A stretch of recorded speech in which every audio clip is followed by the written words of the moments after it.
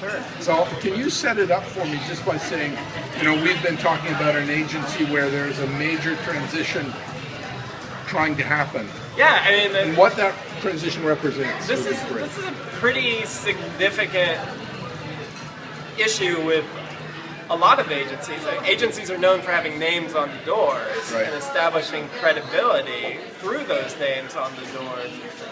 And yet we're engulfed in this revolution of everything changing. Right. And so we respect these names on the doors as thinkers, but we have difficulty in how to agency. I've talked to a lot of people who work at agencies and students and where they want to go work, and they're concerned about, like, oh, will those names on that door represent, you know, an old way of thinking, and whether that is stretched out. I mean, I worked at J. Walter Thompson when we switched it to JWT because he meant nothing. He was a sea captain who really knew nothing about advertising. But then you have these DDBs and Leo Burnett's that have this creative philosophy that stands the test of times. Right. But then you have these more current names. What are you supposed to do with that? They haven't had a legacy that stood the test of time and has the, oh, this is the philosophy that surpasses any style of messaging. You know, what would be very useful for these kind of ethnographic and archival purposes, if you would, to talk about, just to sketch the differences between that old regime as represented by those names on the door and the new regime as represented by the new hires coming in. I think the idea of advertising as standing up on a pedestal and doing something spectacular is not relevant. One thing I'm dealing with is groups come to me and say, hey, wouldn't it be great if students could work on my project, and then they get the experience of working with a real brand. None of them want to work on it. They have their own real brand. It's themselves. It's the brands they want to create. It's the groups they want to do.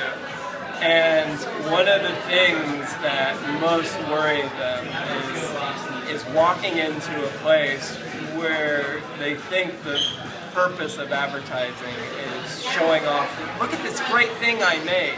Students don't really care about that.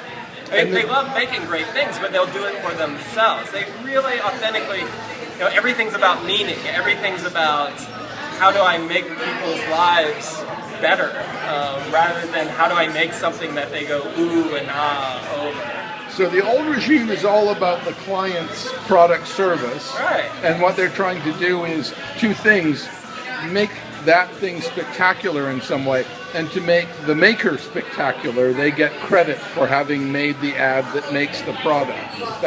Whereas the newcomer is inclined to say, what I want to make is more organic to my own. Well, you tell me. What's the difference here? Yeah, I mean, it is having a purpose and a meaning. It's very much of awareness of making the world a better place. There's this growing up with this identity that we live, you know, to bring back Stuart Brand, that we live on this small little planet, and I'm a part of it, and it's just a part of their consciousness from the moment they start, you know, educating themselves, and they want to make it better. It's not about, and it really is funny, this leaving a legacy thing, how much that's starting to disappear. Because it's simple for them, right? Start a blog, start a YouTube channel. My entire life is, before I could even make decisions, my parents were deciding to leave a legacy of me and baby pictures and things like that. So that making amazing work that dazzles the world is not important, but having stuff that has meaning, that makes people's lives better. And I'm not talking kumbaya, world peace, let's hold hands, but makes somebody smile, saves them time, helps them connect with somebody in a meaningful way. Just that is way more important. And they just see brands as that, as one of the vehicles that can make that happen. They recognize that a brand is an organization that has an influence to make something significant. Right. And that, I mean, it's pretty interesting because I get students from all over the world. Right. And the drive towards meaning in the the work they do and the career they have is across the board. Right. So we all know the kind of classic anthropological model that takes a guy like, well, there's so many of them, but Alex Bogusky might be a case in point, right? Where, he does great work. His name becomes legion. He draws clients in. He does great things for the agency because he is so evident. He's so conspicuous. And there's a virtuous cycle sets up, at least from the point of view of the agency. The more good work Alex does, the more famous he becomes, the more value he creates for the agency.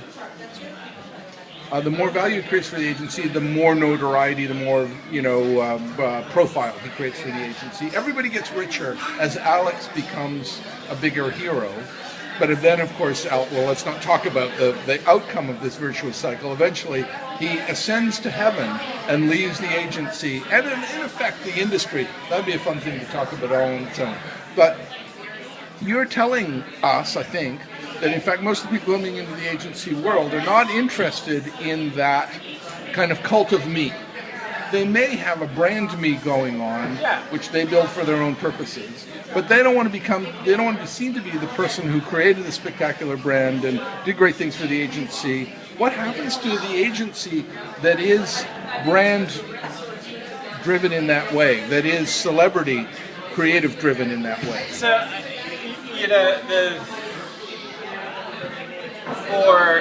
the best place I can talk about students and looking at it as where do they want to go work and what is the success, I guess.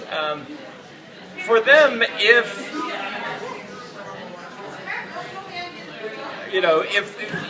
the person has reached an icon status and what they stand for is meaningful in their life, then they believe that's going to continue on. I think I think there's this deep respect for students always for DDV because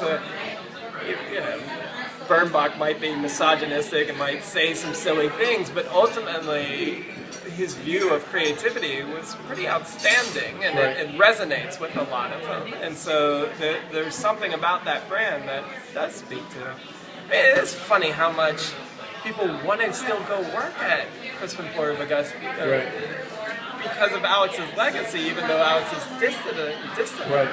So did I get that wrong? In fact, is there still a cult of celebrity, a cult of personality going on in some agencies, even for millennials coming in? Especially, because they don't know yet. And again, they're trying to figure it out. Right. What I was talking about is people who leave after being in the industry for a while, right? That doesn't stand for very long, I think, for a lot of people. They get in and they recognize the reality of the situation. So I think a lot of students are just looking for something to grab on. And so they know, they saw Jeff Goodby and they laughed and they love his creativity, they love his spirit, and they're like, I want to be a part of that. Or they hear the story about how Paul Venables and Greg Bells made this thing happen as quickly as they did. And they get behind that as a mission because they have nothing else. They don't have a network. They don't have actual people to talk with. Right. But then once you've started working in an agency, the icon disappears for you. It's your actual mentor and the people you're working with, and so that's gone. I can't speak the agency I was working in Alaska, they were having the struggle with, they were named after a person who's no longer associated with the agency. Right. And what were they going to do about that? But we had our biggest client, the agency is called Nerland, and the biggest client called us Nerlanders. And there's just this, it's no longer a name, it's now the agency. And I think, that happens with a lot of these organizations. Right. They don't know who the people are. That's a tough one. It's just one that doesn't come up for a lot of students because it's website driven almost, right? You can have a great name, but they go to your website and they don't fall in love with you. Right. What's also funny is LinkedIn will be a big thing. Right. Search on LinkedIn and see these pictures of the people who work there. And they go, are these people I want to work with? Not just that big name on the door. Yeah. And why are they balking? Oh, the big name. So the question is, they know that the big names, that their experience of big names is exactly like client experience of big names. The big name is dangled before you. Yeah. You sign up with the agency. They show up at the early meetings, and then you never see them again. Right. Yeah, exactly. And that's what happens to kids. What's the reality of the situation for them? And you know, some places do a great job at really instilling this. But I agree. You know, I think again it was probably Russell that was talking about that culture doesn't exist. It's people, and how do they be? How many places? An agency has such high turnover. Right. A place might say, "This is what we stand for. This is our mission." Right. Year and a half passes. Completely different people, completely different values. Yeah. They start hiring their people, and you watch it shift. Yeah. That happens all the time in agencies. I don't care what it says on your mission. I don't care what your founder stood for. People are hyper aware because an agency is just about the people. Do new recruits want to make a different kind of advertising? I know they want to do good. I know they care about the effect of what they're doing on the world in a way that those people who have their name on the board, who are boomers by origin and speak to boomers in industry, you know, millennials are, generally speaking, to what extent that one can generalize, you know, they have that very different kind of orientation that you were just talking about. How does that translate into, if it translates into a difference in the way in which the creativity they want to create? To be honest, I would love to say, oh, absolutely. Right. But they're still stuck in this world of trying to prove themselves. Right. And they're not comfortable yet with creativity. They want to do what's been done before better, more than blaze their own trail. This idea of proving yourself, they get that. It's very difficult to prove yourself in a new model. So they want to take an existing model and make it an iterative better. Right. And it's frustrating as an educator. It's like, no, don't worry about that. Right. This is what you need to do. Right. But they also recognize that's a limitation of the industry. Right. So I think it's less about the generational aspect and more just about the age. You know, people in their 20s gone through a life of education and suddenly enter in and find out they're still trying to prove themselves, and they don't want to. They're scared of screwing up, and they're scared of taking that leap. Right. So they just want to do what's been done in the past. Right. Pretty strongly too. Do they bring? I mean, I would have thought, and I sometimes then see, my grads after 5 years. Boy, that's when they're ready. Right. Yeah. But I would have thought, and I sometimes see it in the students I have contact with, I think there's an inclination to think that really it's all about new media. And if you can't solve the problem with new media, then, you know, certainly, you know, a 15-second or 30-second television spot is really a method of last resort. You're really intellectually bankrupt if that's what you have to do. If you feel obliged to spend that much money on an old media, then clearly, or medium, you know, you're not paying attention, because the opportunities in new media is so rich, so interesting, and that's where you have real levers of control, right? And I would have thought there might be something like a generational difference here, where you've got these portraitists, that's a word, these people who are very good at crafting 30-second spots and tell a beautiful story and bring us close to tears and really use that medium to great effect. And that's fine, and it works beautifully when it works, and we see great work happening on TV, but then the new media work feels it's so much more connected to the world, and it's so much more, you have real levers, and you do stuff, and you see stuff happening, and it's the old model is kind of operatic, right? You hold forth, and it's the ego of these great creatives in the creative world holding forth. And the millennial approach, it seems to me maybe, is much more diverse, it's much more multiple, it's much more iterative. Let's try it and see what happens and keep working on it, Is this making any sense? Or Yeah, do you it think is. This is wrong? I think one of the struggles we're dealing with is getting back to the fact that the problem is people who are choosing advertising as a career now, though, still place that old media on a pedestal. They do. And that's one of the difficult things, is that they fell in love with the industry based on the old media. And they want to do those ideas. Right. And sometimes I find it's interesting how many people who come with a passion for advertising don't necessarily have a passion for new media so much. That's fascinating. Some do, but it's not related to the industry. Yeah. So I would say even possibly as a group, people who love advertising from the millennials have an attachment to old media more so than those who don't care about advertising because they weren't influenced by it. And they weren't choosing it as a career. It just sort of happens. It's not what they do. Oh, that's fascinating. I didn't know that. I thought we had a generation of millennials who come into the agency world and were kind of waiting for the boomers to get over their fascination with, TV advertising. Because frankly, not as much as you would think, to be honest. I wish it would. It's what the ideal would be, and it should be, and it is what's represented in culture. Right. But people choose to work in advertising now, and they love old media, and they also respect it for what it can do, and they want they want to figure out how it fits in. But these aren't just the immediate kind of geeks that jump into it. Yeah, what motivated them to get into the industry now? It's much different than before. I don't think many people do fall into. Yeah, I love that phrase. It's perfect. They choose it. Yeah, the industry was a collection, like the way those.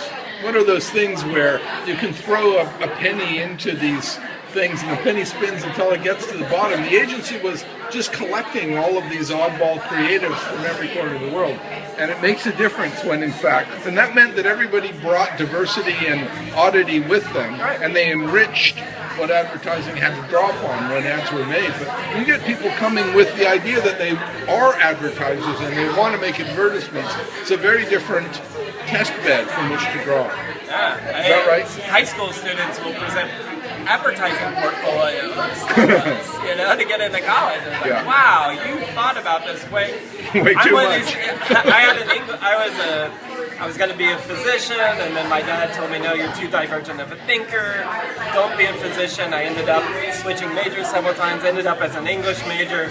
Somebody handed me a piece of paper and said, you're an English major, now what? And the reason I'm in this industry is that list was alphabetical. There was advertising, and I thought, that looks interesting because because people who are interested in advertising seem to be interested in everything, getting back to that. So I was like, oh, sure, I'll go try that out. And that's how I fell into it. Yeah, and there's another possibility here. It's kind of the Revenge of Richard Florida, and this notion that cultural creatives is now kind of a broad idea, and that people who come through the educational system, if they couldn't do math, they couldn't do science, or couldn't or wouldn't do math or science, they're sort of losers and they had to look after themselves. Now we've kind of romanticized the notion of the creative, and I think when people think cultural creative, they think designer, and they think an agency person, right?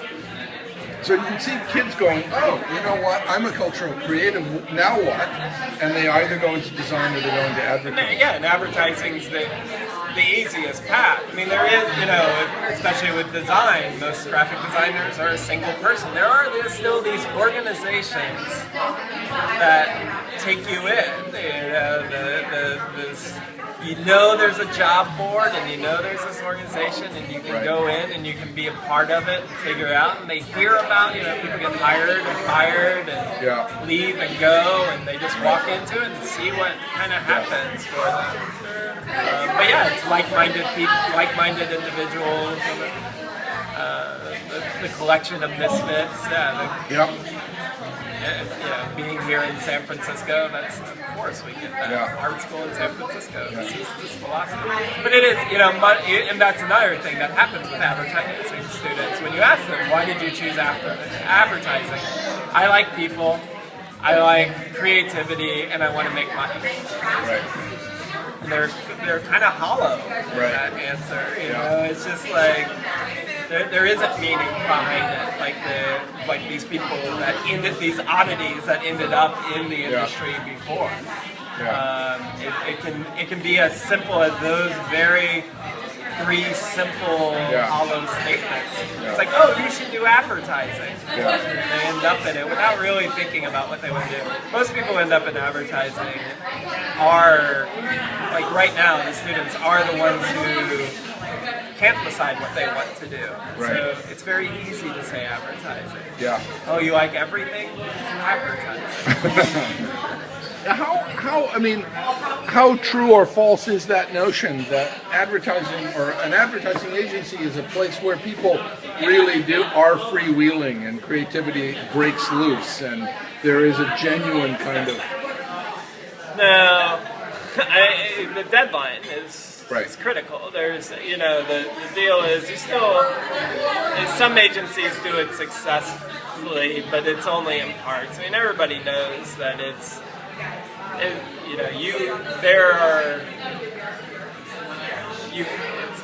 advertising, you're a client service business. There have to be efficiencies. The only way we figured out how to do efficiencies is through certain structures. And so you don't see it too often. You see it in the personalities and with the interactions between the people. But the process is still pretty rigid. Timelines are set, and they just have to be because we have to manage people's time and schedule. But I have to say, there's something thrilling about being creative to a deadline. Because anybody can be creative in the old kind of French romantic notion of the starving artist in the garret, right? They have the rest of their lives to come up with.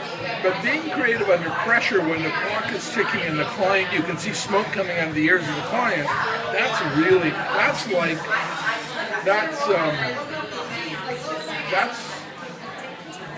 for me, that's thrilling stuff. That's why we all do it. What? It's why we all do it. I mean, you feed off of that, right? Michelangelo quote, art lives on limitation and dies of freedom, Nice. It's like... I haven't heard that. Yeah, you just... Advertising always has... I mean, you have great limitations. This is the brand, this is the objective, this is your timeline, go. And that's exhilarating.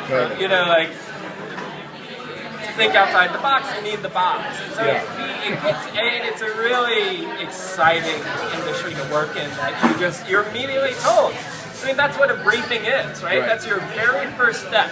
Let's talk about the limitations. Here's what you have to do. Here's the brand. Here's your timeline. Let's set up all the limitations. And then, you get to operate within it. And that is pretty cool. It is exhilarating. You're working with people you love to work with. Unless, I remember I did something for JWT, I think it was, and a guy brought me in, and I forget what the brand was. I think it was gum or something. But he said, listen, you're here for a brainstorm. We want to think about gum, and we want to think about teenagers. And he brought together like two kids from England and me and him. And he got called out of the office. And the three of us had it was like one of those gushers where you start slowly and you're working on ideas and suddenly they just start happening, and it's just like the air is filled with everywhere you look. There's a beautiful idea waiting to happen.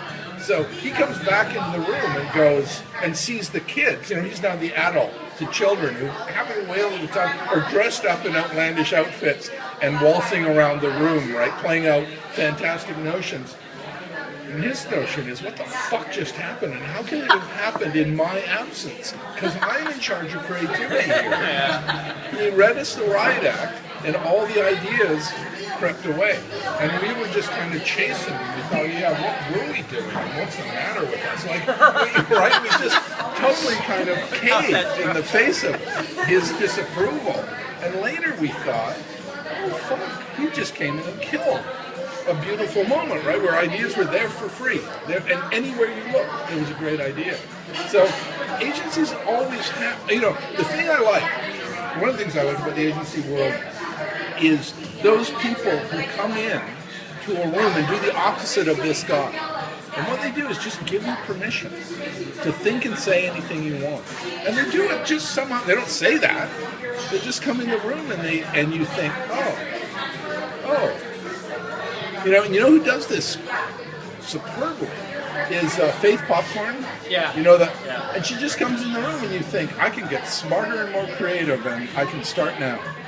And it's okay. And it's not because she's just being everybody's friend. It's not because she's being a maternal presence. She just somehow gives you a license. Anyhow, can you talk about whether and how the agency does that? I think, one of the things that the power of the agency in that process is the biggest accolades I tend to get at an agency is I like how when you walk into a room and start talking, you talk like a person. And sometimes that's all we do as an agency. Right. We walk into a client organization and we bring the language back to talking like people talk with people. Right. And we don't have to use the jargon and we don't have to figure out what we're really talking about and who's smarter. Right. We start talking about people and what's interesting, and we're geeks and we're fascinated by this behavior. And so I think that's it's really interesting how you said it. So we stop advertising is full, and I don't know if this is the timeline, but you're constantly full of situations where you stop and evaluate. There's this sort of hard stop, and everybody looks around and says, "Are we missing something? Right. And that is really neat. I remember one time I was working on a Hispanic marketing initiative, and we were talking, why do people come from Mexico and Central America and Cuba, and they move to the States, and how do they buy furniture? And we started talking about this, and then everybody went out to lunch, and I look at the room and I look at the ideas, and I suddenly realized something. I took everything down, and everybody walks in, and I said, okay. I'm glad I got that on tape. Something. I asked, why do people buy furniture? And we suddenly realized we hadn't even thought of that. We immediately jumped into thinking about this ethnic group, because that was our assignment. Right. And so I think agencies are really good about having that built into their process. Let's stop. Let's think about it, and it's because of the timeline, and it's because of the short that we know we constantly have to go, okay, where are we? A strategy. I can imagine being a strategist in a situation where there isn't the timeline. Right. Because you can keep going and going and going and going and going and going and working and digging deeper. But it's like, okay, it's done. The strategy's done. Why? Because it's time. And it's that classic, that great Lorne Michaels line, the show is done because it's 9:59. That's how we know it's done. There's a great novel on Malamud about this guy working in an artist. He's working with oils on canvas, and he does something that is magnificent. He thinks he's magnificent, but he's not sure, and he calls in the neighbors who live in his garret, and they all come in and they look at it and they think, oh my God. I mean, it's clear. It's transcendent. Everyone just falls silent. That's the look of this canvas. And he thinks, great, I've done something marvelous. The muse have blessed me with greatness. And so, I'm sorry, I forgot the story. He's been working through the night, and it's about sort of midnight when the thing appears to him before they're on the canvas, and the neighbors assemble, and everyone agrees this is a work of greatness. And they all creep back into their apartments, and he continues to work. And as the sun rises and the light suffuses his apartment, he realizes he's ruined the canvas. That extra work fucked it up, and that he would have been much better to stop at 12:05. Right? He should have had a deadline. And we're pretty good. Well, and what's nice is you bring up that process. He's the artist, so he ultimately gets to decide. But in an agency, those people who come in, they're not the audience. They're you make a collective decision, and you might.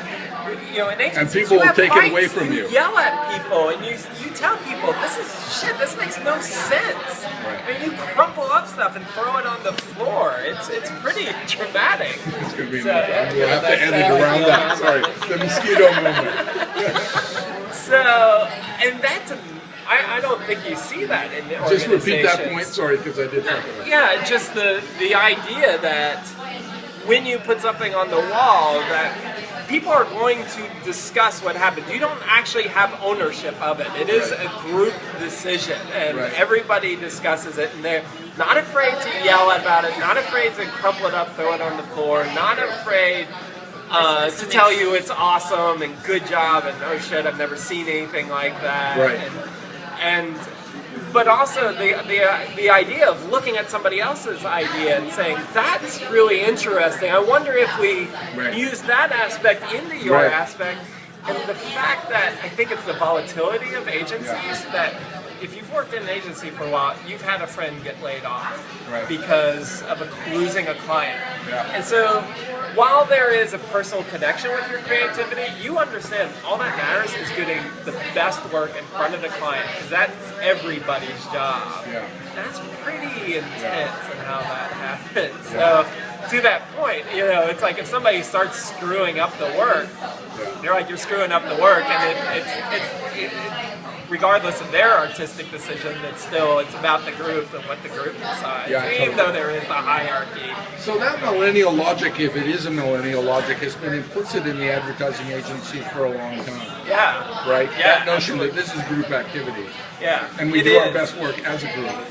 I think that's, you know, that whole collaborative competition thing's pretty good at an agency, where you want to be better and then you want to train people how to be better so that you get even better than that level. And I love that moment in a brainstorm where good ideas rise, bad ideas fall away all on their own. By the time a good idea has been circulating kind of in the group over, you know, an hour or so, you really cannot tell whose idea it is. Nobody gets to claim it. Exactly. I mean, there is that. That's a lovely thing that they're. You know, one of the things you're taught as a strategic thinker is, of course, you come up with a creative idea that would meet the strategy, but you can't deliver that creative idea because it's no longer creative or original, and it's probably not a good one. But how do you seed that thinking and see what happens? And then you seed that idea, and you always end up with something way better than what you were originally thinking. I think in an agency, you understand the power of momentum, and you know, and what's great is you might have a great idea and they can strip down 99% of it as awful, but take that kernel 1% and plant it somewhere, and that's exciting. And it's funny how your whole idea just got trashed, but you might inspire the great idea that ended up in front of it. And the best moment is when all of that eventually gets communicated to the client, who meets you for lunch a couple of weeks later and tells you your idea as if it were their idea, and your job is to say, oh, that's really interesting. And it's great. I mean, it really, you know, it's one of these things where working at an agency, you stop yourself every once in a while and go, I can't believe I'm being paid for this. You know, I love it. It really is fun. You start to really understand. At first, when you talked about, I want to make money, and I love creativity, and I like people, but those are hollow, empty statements. But there's real meaning behind it. The more you work into the industry, the more you recognize, wow, you know, I have a living, and I'm paying attention to the culture I'm immersed in, and it's an excuse for me, and I'm asked about my ideas, and that's amazing. It really is. Can I just bring up what for me is a kind of pet peeve as an anthropologist, is that some of the stuff I see happening, so if we make a crude distinction between people who are really good at fast culture, you know, like the stuff of the moment, and you know, the kids in unions, or no, the kids at Embarcadero Square, you know, what's happening in skater cultures, you see it played out in pockets around San Francisco. And versus the people who can report about culture that has deeper foundations than the cultural moment. My feeling is some strategists and some planners are, for quite obvious reasons, attracted to that upper level and disinclined to talk about, or indeed even necessarily to visit, that bottom level where you're talking about trends that are, you think about the artisanal trend that's been in play for 60 years, or indeed other trends that have been in play for 100 years, planners can't or strategists can't always tell you about that stuff. And you get the feeling that it's not even on their radar.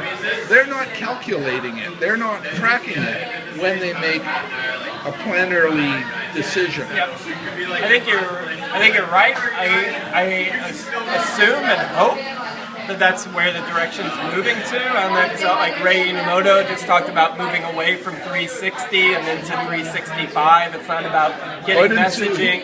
Really interesting, right? We always talk about 360 marketing, making sure you're getting the messaging all around somebody, and instead we're moving into 365, this kind of long-term connect. You know, there's a small connection you might make with somebody through the course of time that is significant and meaningful, both in their lives, but also in the relationship with the brand. And I think you're right, but I think that's because we're an industry that pushed campaigns for so long. But now that campaigns are seeping and products are rising, there's an understanding that it has to be slower, it has to be longer, it has to be sustainable, right? If I want market share, I think of a campaign. Campaign comes from war, right? If I think about creating a sustainable relationship, I am going to think about long. So we're not there yet, but everybody knows the value, and it's getting more and more push. I think what we're probably seeing happen a lot is people pushing it and failing. But eventually, this is going to be said enough times, and people are going to see the success of it, that it'll start to gain traction. Great. I would hope so. A lot of people I talk to that work in new media, they're like, I have no idea what a campaign is. Right. Like that word doesn't even make sense to me anymore. Totally. And so I think as we see that disappear, we'll see that in the moment. I would hope. Yeah. But, I mean, who knows, right? I mean, organizations still are dependent on quarterly performance. Yeah, no, totally. Well, listen, I just want to